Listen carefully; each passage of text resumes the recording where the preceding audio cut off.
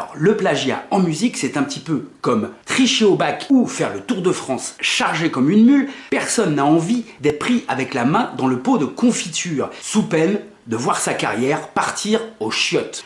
Alors bien sûr, je ne vous parle pas des mecs qui ont fait le conservatoire et qui sont capables d'écrire la musique comme vous rédigez votre liste de courses. Je vous parle de gars comme vous et moi, qui ont appris la musique en jouant sur d'autres disques et qui seraient bien incapables de lire la moindre partition. Comment vient un morceau de musique? Premier cas, vous êtes là, vous bidouillez sur votre guitare ou sur votre piano ou tout autre instrument et là, c'est l'accident. Vous découvrez un accord, une suite de notes qui vous paraissent, on va dire, c'est l'accident magnifique et qui mérite d'être développé. Parfois, ces erreurs ou ces accidents sont enregistrés. Par exemple, dans le morceau Cannonball des Breeders, clairement, lors des 2 premières mesures, la bassiste se trompe d'une case. Eh bien, ils ont décidé de garder cette erreur.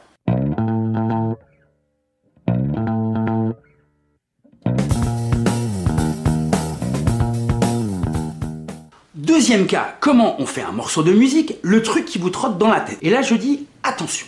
Alors bien sûr, nos amis du métal chrétien vous diront que ce truc qui trotte dans la tête est d'inspiration divine et que c'est directement Dieu qui leur parle ou autre chose. Car il faut savoir que nous autres musiciens, notre cerveau n'est pas câblé comme le cerveau d'autrui. Tous les musiciens, même les plus grands, se méfient des trucs qui leur trottent dans la tête. Par exemple, vous connaissez ce morceau des Beatles, Yesterday.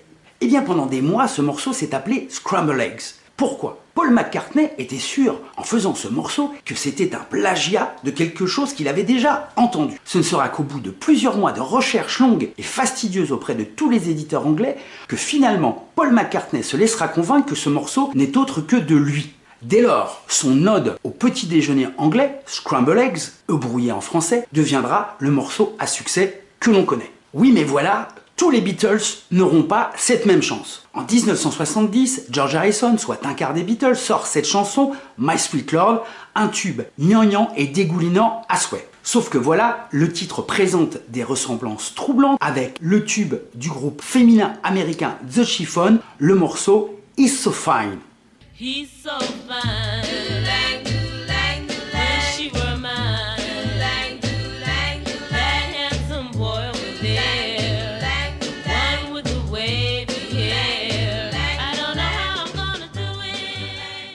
Pris la main dans le sac, George Harrison déclarera un petit peu à la manière de Richard Virenque qu'il avait fait du plagiat à l'insu de son plein gré. Mais voilà, dans l'histoire de la musique, il existe aussi des histoires de plagiat éhontés, soit à peu près une bonne partie de la discographie de Led Zeppelin.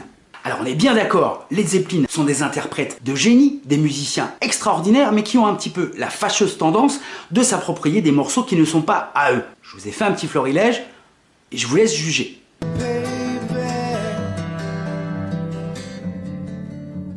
You know I'm gonna leave you. Babe, I'm gonna leave you. Been dazed and confused for so long, it's not true. I'll be in shoes, but I'd just like to know. Give me a clue as to where I am at.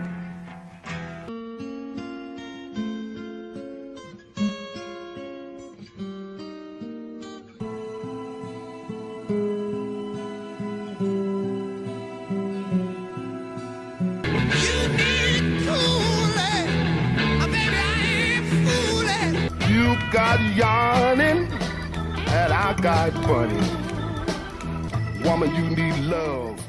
Alors ensuite vient le plagiat que je qualifierais de plagiat banania. Alors le plagiat banania, qu'est-ce que c'est? C'est un plagiat colonialiste qui consiste, pour des artistes et le plus souvent des producteurs occidentaux, d'aller piquer dans des pays du tiers-monde des morceaux qu'ils vont s'approprier. Toi, il y en a à avoir bonne chanson, moi, il y en a à faire un tube avec, mais toi, habiter dans un pays où il n'y a pas le téléphone. Alors moi, comme pas connaître ton adresse, moi, oublié de te mettre sur la feuille de la SACEM. Alors le cas le plus célèbre est sans doute ce tube propulsé par TF1 et la marque de soda Orangina et chanté par Kaoma. Je veux bien sûr parler de la Lambada. C'est en fait un vilain pompage d'un groupe bolivien, Los Carjas, ou Los Carjos, quoi. Bref, de toute façon, ils n'ont pas le téléphone.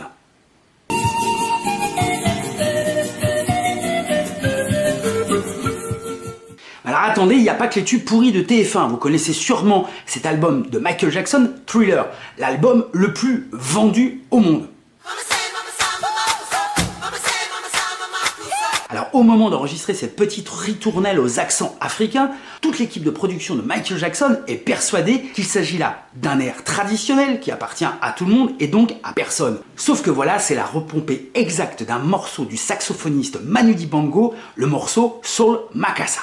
Mais alors attendez, c'est pas fini, puisque des années plus tard, Rihanna, voulant faire hommage à Michael Jackson, a repris texto ce passage de Manu Dibango. Parler d'un karma. Alors évidemment, j'aurais pu vous parler d'autres cas intéressants. Il s'agissait de l'autoplagiat, des gars qui ne connaissent que 4 accords, qui les répètent à l'envi à longueur d'album. Alors tenez par exemple le chanteur français Grégoire. Mais oui, ce chanteur français Grégoire, vous savez, le mec avec sa mine d'oncologue qui va vous annoncer que vous avez un cancer en phase terminale. Alors, en même temps, c'est pas étonnant, puisque ce gars est signé sur My Major Company, boîte de production qui appartient au fils de Jean-Jacques Goldman. Alors Jean-Jacques Goldman, parlons-en, c'est le gars qui n'hésite pas à refourguer ses 4 accords préférés, qui a Raled, qui a Céline Dion, qui a je ne sais qui.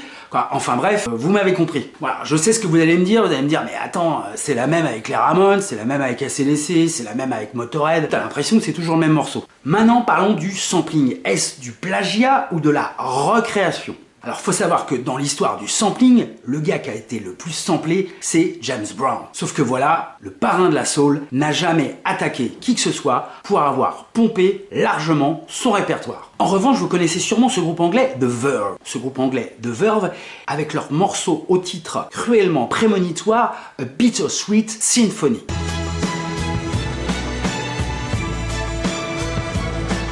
Il faut savoir que cette mélodie de violon ralenti est un sample d'un morceau des Rolling Stones qui s'appelle The Last Time. Dans les années 60, les managers peu scrupuleux jalousaient les ventes colossales de leurs petits protégés. Et donc le manager de l'époque des Rolling Stones, qu'il soit responsable ou pas des arrangements, signait systématiquement de son nom pour percevoir des pourcentages sur les ventes de disques. Et donc au niveau de la loi, cette mélodie samplée par The Verve appartient au manager des Stones. Andrew Oldham, puisque c'est son nom, poursuivra le groupe The Verve pour cet emprunt musical. Ce scandale judiciaire sonnera à la fin du groupe une symphonie douce amère s'il en est. Malgré tout, souvenez-vous que la musique occidentale ne comporte que 12 notes et que parfois la foudre peut tomber 2 fois au même endroit. J'en veux pour preuve cette ressemblance troublante du morceau Do You Think I'm Sexy de Rod Stewart avec une chanson du chanteur brésilien George Ben.